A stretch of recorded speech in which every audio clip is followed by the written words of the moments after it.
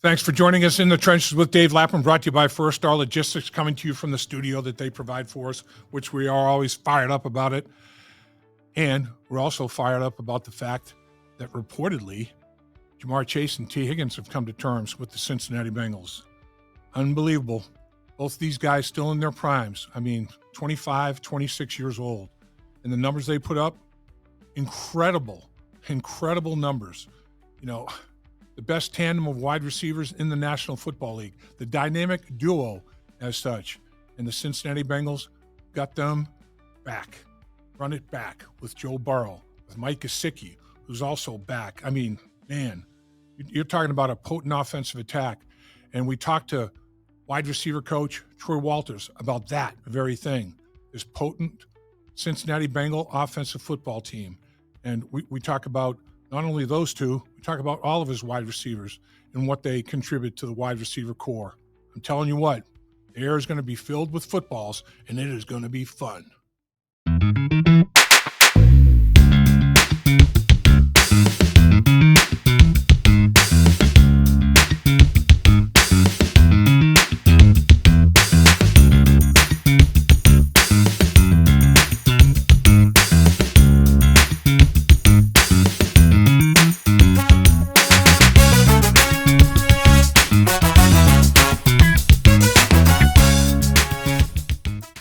We know there's a lot of things you're going to be doing with your time today, so we appreciate you carving a good chunk of it out to join us in the trenches with Dave Lapham. Brought to you by First Star Logistics. As always, come to the studio that they provide for us, which is one of one, as is our guest today, one of one, none other than Bengals wide receiver coach Troy Walters, who is, in my mind, fast-tracking to be a head coach in the National Football League. He's got everything you need be a successful head coach in the National Football League, including about the fact that back in the playing days, we're talking about a player. We're talking about a guy that was the Fred Biletnikoff winner in his collegiate days at Stanford, and he played 8 years in the National Football League. That's a long time to play in the National Football League at the wide receiver position, to play as effectively as he played. And credibility. That's a big thing for coaches to have with their players, and there's nobody that has more credibility than Coach Troy Walters with his players. Coach, appreciate you, and thanks for your time. Thanks for having me. So, Coach, like I said, I've said this many times to many different people. I envy the relationship that you have built with your wide receivers, with your players. It's as good as it gets. It's as good as it can be. They look at you not only as their football coach, they look at you as a not just a football mentor, a life mentor. You're a man of God. You live your life the right way. They know it. They know that they can talk to you about anything, and they'll get just tremendous feedback. You do have a special bond with your players, don't you? I do. I think that's the most important part of being a coach and being a leader of men, is to connect with them off the field and in their personal life, and making sure that they know that you care about them as people, as young men. Understand that they do have issues. They do have trouble at times. They need wisdom. They need guidance. And so, to me, if you can take care of the off the field things, then when they get on the field, they'll be successful and they'll be able to maximize their talent. So that's one of the first things that I try to build once a young man comes into the Bengals organization, is to get to know him, allow him to get to know me, and just build that trust from a personal standpoint, and then let that carry over to the field and to the football aspect. I know that for them to, and of course, T. Higgins and Jamar Chase reportedly have re-upped to remain as Cincinnati Bengal wide receivers. And what an unbelievable coup that is, to be able to retain two players of that caliber. And I think that there's a lot of reasons they want to, quote, run it back. Joe Burrow, each other, you're right up there, Coach. I think that they probably think to themselves, if I go to someplace else, how can I even hope to imagine to have as good a situation as I have here in Cincinnati with all the components that I just listed? It's a heck of a place to be for a wide receiver. It's a great place, and we came in together. T and I came in 2020, and then Jamar in 2021, and so I'm just proud of them and to see them go from rookies and how they came in and kind of the struggles they had early on to where they are now and all the work that they've put in. It's just awesome. I'm very proud of them. Happy for them. They deserve everything they get, and and yeah, it's a special place. And then when you have Joe Burrow throwing you the football, the other group of guys that we have around him, the coaching staff, the culture.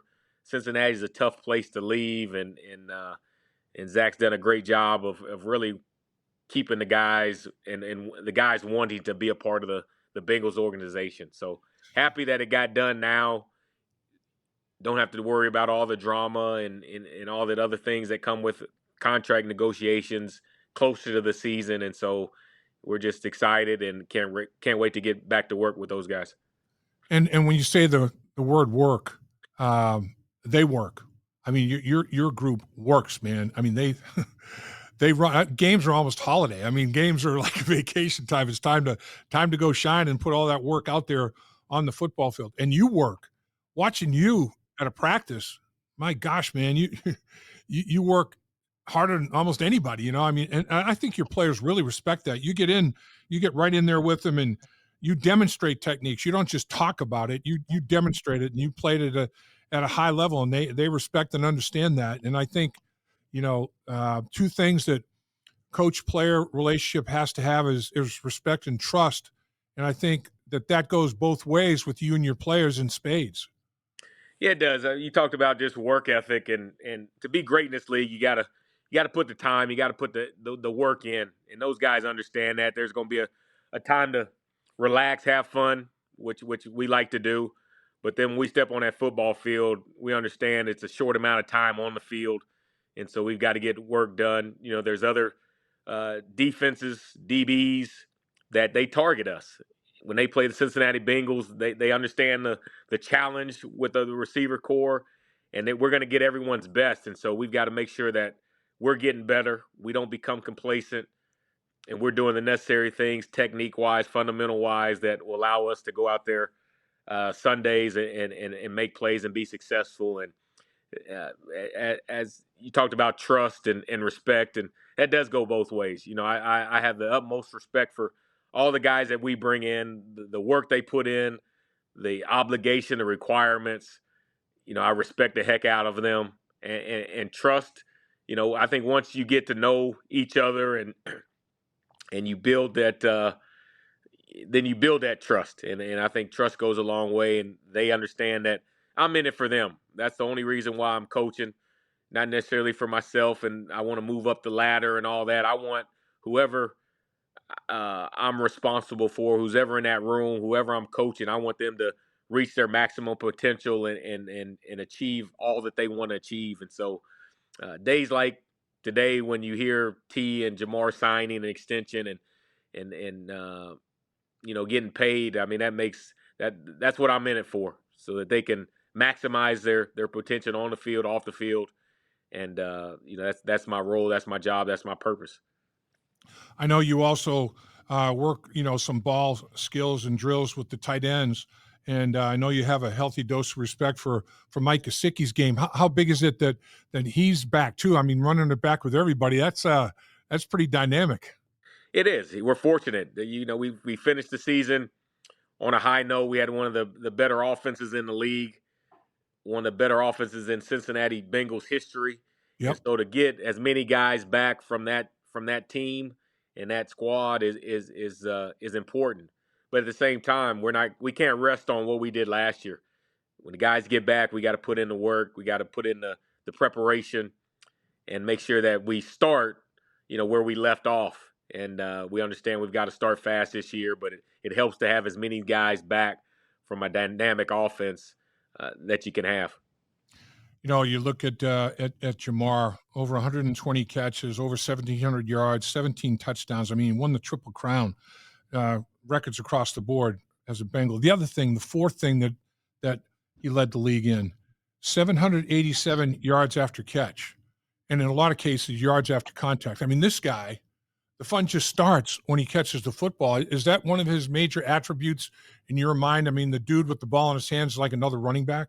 It is. I think that's what separates him from a lot of the receivers in this league is that you can get him the ball close to the line of scrimmage, behind the line of scrimmage, and there's an opportunity for him to take it all the way to the house. And so, just that element, makes him just a different type of receiver in this league. And all the receiver coaches I talk to at the combine and at all these pro days tell me that he's a difference maker because of that aspect. He's a rare breed in terms of a guy that plays almost like a running back and has great balance, contact balance, is strong, can run through arm tackles, at the same time can make guys miss, and then has the speed to take it to the house. So uh, that's a tremendous weapon, and we just got to continue to find ways to get him the ball all over the field and let him go to work.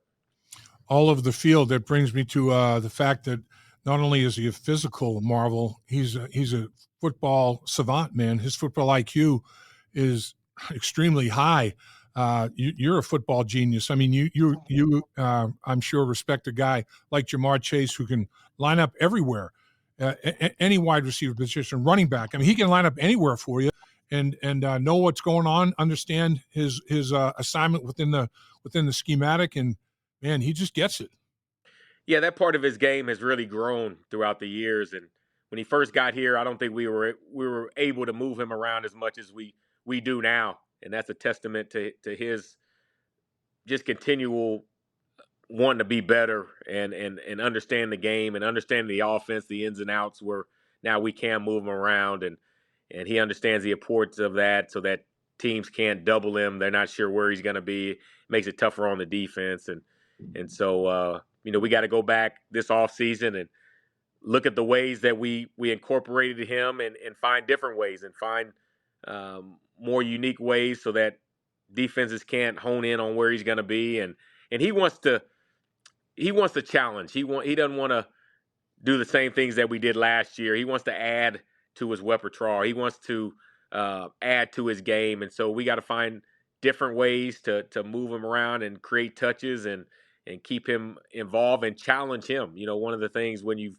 been in offense 4 or 5 years and you've done the things that he and T have done, you've got to find different ways to challenge him. That may be learning another position. That may be um, having them learn defensive, sit with the DB coach maybe sometimes to learn defensive terminology so that when they're out there and the defense is talking, communicating, he understands at another level what the defense is trying to take away. So got to find ways to continue to motivate them, keep them keep them learning and growing as a receiver. Coach, we've talked about this before.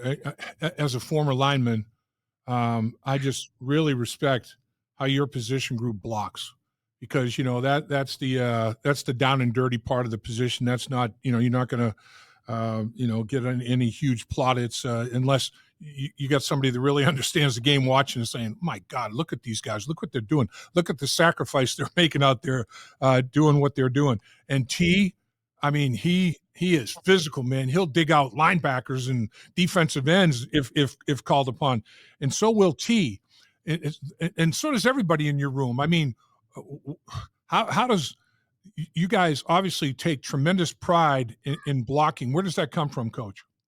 Yeah, we want to we take pride in being all around football players, and we want to be team players, and we want the team to be successful, the offense to be successful. In order for that to happen, we got to be able to run the football, and we got to create explosives. And we understand that if we're doing our job down the field in the second level, then those are the blocks that really create those explosive runs, those 20, 25, 30, 50-yard runs. And with Chase Brown back there, we know that every time he touches the ball, there's an opportunity for him to take it the distance. And so we don't want to just be one-dimensional. We want the team to be able to rely and depend on us in every aspect of the game. And so running the football. The run game is an important aspect, and so we want to be important parts of that part of the offense. And so the guys embrace the role, um, and they do a great job of when their number's called of having to maybe dig out a safety or crack a linebacker or crack a defensive end, and whatever's asked of us, we're willing to do. T. Higgins, 73 catches, 911 yards, 10 touchdowns, and missed 5 games. I mean, he's 89 yards short of 1,000. And I mean, the catches, the yards. I mean, he would even had more touchdowns. He's a specimen. I mean, this guy is a genetic marvel. 6'4" plus, strong, broad shoulders, long arms. I mean, when I think about him, I guess a layman at the receiver position that I am would say, man, he is a contested catch son of a gun. I mean, he high points the football and his timing is impeccable. Is that one of his major traits?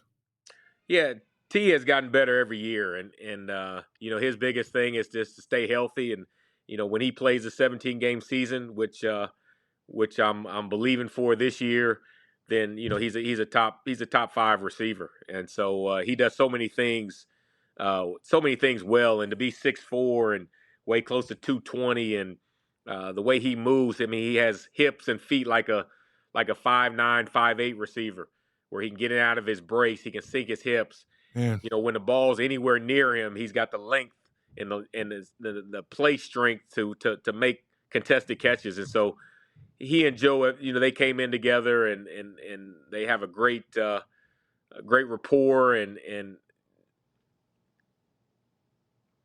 Joe knows exactly where he's going to be, and he has trust that, hey, all I got to do is put it anywhere in the area, and T's going to make a play. And so we just got to keep building upon the success he's had. The challenge for he and Jamar, after you sign a big deal, is you look how many guys have signed a second major contract. A lot of times guys sign one, and then whatever the reason, complacency, their production falls off, whatever it may be, they never see the end of that contract, or they never see another big one. And so my challenge to them is, hey, let's make sure we see all of that contract. That means your production is where it needs to be, and then let's try to get another another big one. If we do that, then the reason why is because you've been performing well on the field. So glad to have both of them, and like I said, eager to get back to work and continue to improve and get better. Yeah, here to that, Coach. I mean, that's the thing. They're both, like 25, 26 years old. I mean, it's like their second contract is definitely coming in their prime. I mean, they take care of themselves. They're just, incredible athletes. And as we know, in Cincinnati, contracts like this, people are like, oh, geez, will they play? Will they be part of the? Yeah, Cincinnati Bengals, when they put a contract out there, their anticipation is that they're going to fulfill it, their obligation, and their player is going to play at a very high level and fulfill their obligation. I mean, it's a two-way street, and a deal's a deal. Yeah, it is. It is. And like I said, our goal is to make sure that you're getting paid the money that we're paying you to produce at that level. And so, Jamar is expected to produce at the number one receiver, number one non-quarterback in the NFL level, which is what he did this past year. And then T, he's expected. You're not giving him whatever he's going to make. You're not giving him that money to be, an average receiver. So the standards has gone up. Expect T to be, over 1,000 every year, 1,200. Stay healthy, and once we get that production year in and year out, then they'll see another contract and go from there. You talk about the rapport between Joe Burrow and Jamar Chase goes all the way back to the LSU days, and with Joe and T, they came in together. It's just like when the initial play is taken away for whatever reason, the second play, the play that the created play, the extension, the creation of a play, they're always on the same page. I mean, you never see Joe like shaking his head and like, what the hell we think? I mean, you never, all you see is like, a nod or a pointed finger or something like, yeah, man, we saw that the same way. That's remarkable how those guys, really all your guys are on that kind of a page with your quarterback. Yeah, and they have a sense of urgency, and they understand that Joe's athleticism, his pocket ability, we know he's able to extend plays, and so we see that as opportunities to create explosives. Obviously we want to get open on the first route, but things happen. We may be covered. The D line may present a pass rush that makes Joe scramble early, but we understand when he moves and gets out of the pocket, that's an opportunity for explosives to be made, and so you really stress with our guys the sense of urgency to get open, to understand where you are on the field. If you're deep, working back to the quarterback. Joe has the ability to throw across his body, but we really don't encourage that. And so just understanding where we need to get to in order to be a viable option. And those guys have bought in, and Joe does a great job, like I said, using his legs to extend plays. Let's talk about other receivers in your receiver room. I mean, there's always great receivers at the combine, and I know you go do your due diligence because you have to have a book on everybody because you never know, what might happen. You never know who may become available for whatever reason, or God forbid, there's some sort of an injury or whatever the case may. You can never be overly prepared. So I know you've done all your due diligence on these college wide receivers, but let's talk about other guys on your roster. Andre Yosivas, his development, draft and develop your own guys, and the Bengals like to re-sign their own guys, just like they did with these two superstars. Talk about Yossi a little bit. Yeah, Andre's his he's trending upwards. Every year he comes back in shape. He comes back better than he was before, and so I thought he had a great second season. First season really as a full-time starter, not the primary guy in most cases, but to me, when his number was called, he stepped up and made big catches. I think he had 7 touchdowns or so, which is for the amount of catches he had. I think 34 or 36 or something is pretty amazing. Right. But he's a guy that what goes unseen is he's a guy that understands all 3 positions, can move around. If we want to move Jamar inside, we can move him outside the Jamar spot.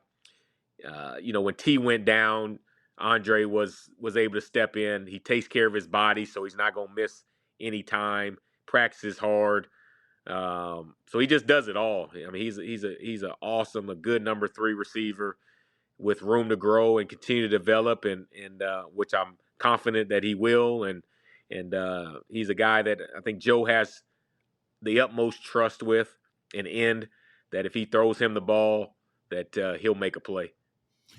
Coach, give us a little thumbnail sketch of the other guys in your wide receiver room. I mean, you've got a lot of guys back. That's not obviously one of the big needs for the Cincinnati Bengals in free agency or the draft necessarily, but give us a little thumbnail sketch on other guys that you got in your room that'll be playing in 2025 for you. Yeah, with the Charlie Jones, he's a guy that has had great success in the return game. Rookie year, he took a punt back against Baltimore last year, kickoff return against Cleveland. And so coming out of college, he was, I think, the number 1 receiver in terms of yards in college football. And so we're just waiting for him to put it all together, which I think injuries really has kind of derailed his seasons. So we're looking for an injury-free season. I think he's going to go down and work with Andre and Chase Brown in Atlanta. So I imagine he's going to come back, in the best shape and ready to go. And he's hungry. He understands his first 2 years is not what he expected, not what we expected. And so he understands the sense of urgency that he needs, that we have in him. And I think we're going to see the best of Charlie. Jermaine Burton, talented, super talented, showed flashes last year. Just needs to be more consistent on and off the field, which we've talked about. I talked to him today, as a matter of fact, and he's out in LA training, sounded good. So I'm excited to get him back here to Cincinnati and just continue to pour into his life and continue to build him up. And I think this past season was a challenging season for him, and hopefully he's learned a lot from it, and he'll be a better man and a better football player this next year because of it. So we're excited. Isaiah Williams, we had brought in from Detroit. He did a good job in the return game. He'll challenge Charlie. as a primary returner. So I like his work ethic and what he can bring, and just excited. Kendrick Pryor is a guy. So just excited about all the guys that we have, the competition. Can't wait to get back to work with all those guys and get on the field and work with them and help them to get better. And then when fall camp comes, the guys are going to compete for roster spots and go from there. Coach, I can't thank you enough for your time. I know your players really consider themselves fortunate to have a guy like you as their coach, and I know the organization feels fortunate to have a guy like you on their staff as a coach. And you're not only were you a great player, phenomenal coach, but you're just an incredible human being and a great leader of men. And certainly do appreciate you giving us time today, sir. Yeah, I appreciate it, and I feel like I'm the fortunate one to be around such a great group of guys, and especially the receiver room, and they make my life easy because they're coachable and do everything you ask, and we have a good time. So every day I go to work, man, it's a blast, it's fun, and I look forward to the 2025 season and getting these guys ready to go. Man, you and that group of guys, 1 + 1 doesn't equal 2; it equals 3. Man, there's some synergy going there, and I love it. It's good stuff, Coach. Thanks for having me. Appreciate you. All right. Dave Lapham here. While games are over for the season, there's no off-season for In the Trenches with Dave Lapham or First Star Logistics. First Star Logistics gave away great prizes during the season, which will continue with exclusive content in the First Star Media Group YouTube channel. So please, do me a favor. Subscribe to In the Trenches, hit the like button, and visit the First Star Media Group YouTube channel for exclusive content and special giveaways.